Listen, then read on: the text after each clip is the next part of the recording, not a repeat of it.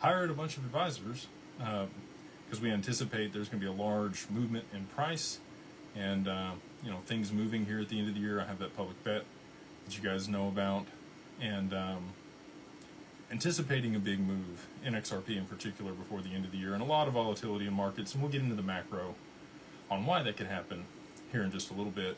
But I want to make the announcement that, again, we've lowered the minimum a couple times to 50,000, and we've decided to go ahead and drop that minimum in perpetuity to 50,000 XRP to work with us at Digital Wealth Partners. So if you're in that range, if you want institutional custody, your spouse has no clue about this stuff, you want to get it protected and set up the right way so that you can hold your assets over the long term,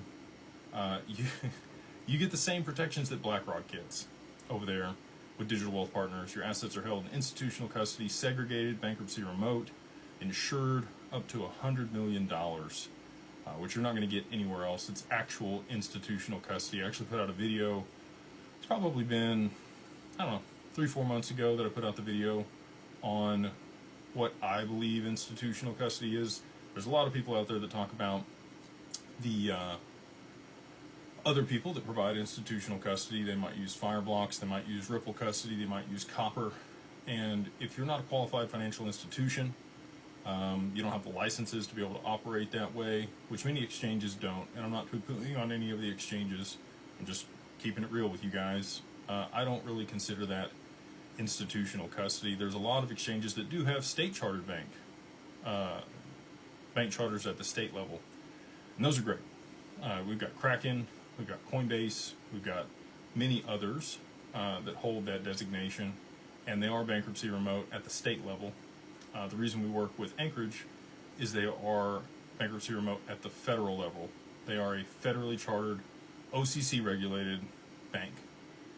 The only one currently, until Ripple gets theirs in the near future, that does actually provide that.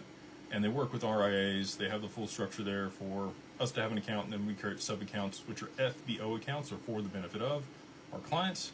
And the assets stay in your name. You stay in control.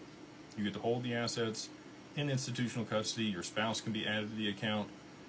And once you have your assets over there with us, then you're good to go.